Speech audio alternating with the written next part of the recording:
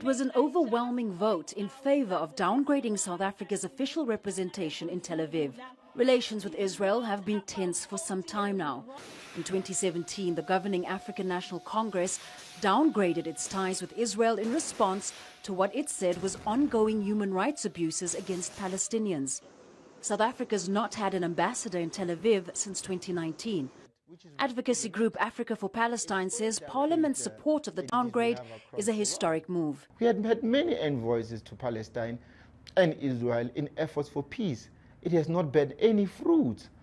So this is a message to the world and to Israel that we can no longer participate in this sham process of peace where Israel continues building illegal settlements, stealing more Palestinians' land, killing Palestinians, practicing apartheid. We cannot be party to that anymore.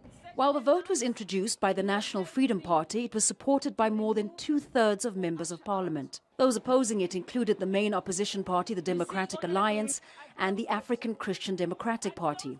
South Africa's Jewish Board of Deputies says the vote undermines and harms South Africa's own interests. What impact will this have on the trade that is happening between South Africa and Israel? There's 6 billion rand worth of trade that happens between South Africa and Israel every year. Is this going to curtail that trade? What is it going to mean for the people who have jobs as a result of that trade between Israel and South Africa? Are those people going to lose their jobs? In 2019, the United States, under then-President Donald Trump, moved its embassy to West Jerusalem. The opening of that embassy coincided with protests on the Gaza border, with more than 57 Palestinians killed. Some reports say Israeli forces have killed at least 69 Palestinians this year.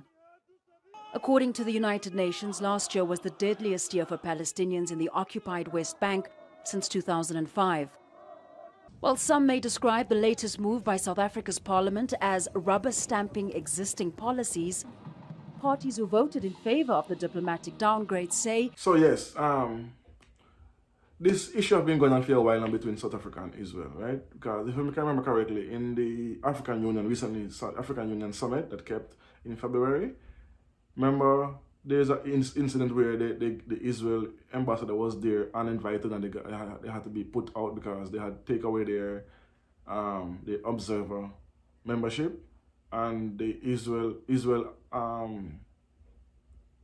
said that it's because of South Africa is the reason why this happened. But they have been having this rift for a while. They have trade, but they don't really trade that much.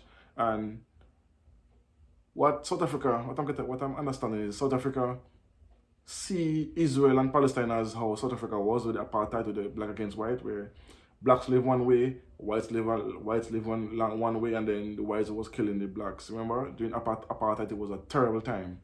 And this is how South Africa see Israel and Palestine, because Israel has been attacking Palestine for years now, bombs and shooting them at the border, and with doing demonstrations, they have been killing a few Palestinians.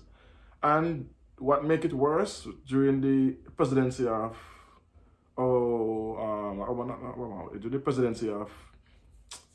Donald Trump, he moved the embassy from where it was in Tel Aviv, I think, to Jerusalem. That exacerbate, but make everything came to the top, make things become more aggressive because of that. And then Israel feel like they have more power and more rights now to attack Palestine even more. So that's what South Africa is coming from that angle.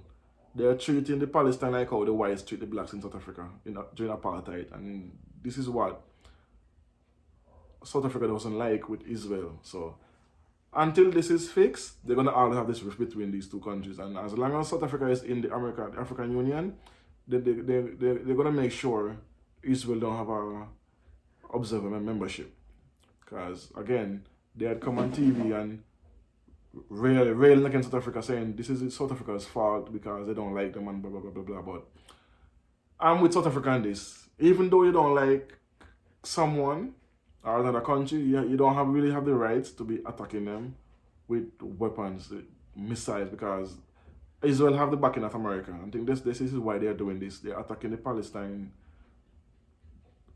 so much, with killing so much of them. Because this year alone, as I said, they killed like a 50 or something of them. Last year they killed a lot during demonstration. They shoot them and stuff like that. So it's being ramped up, And again, everywhere America interject is never good.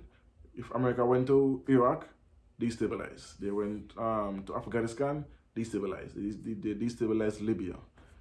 They destabilize Yemen, Somalia. Everywhere they go, is and try to impose democracy. Things get exacerbated and it get worse. And this is why Israel have this aggressiveness towards Palestine, and no one is talking about human rights violation here because again they're backed by America.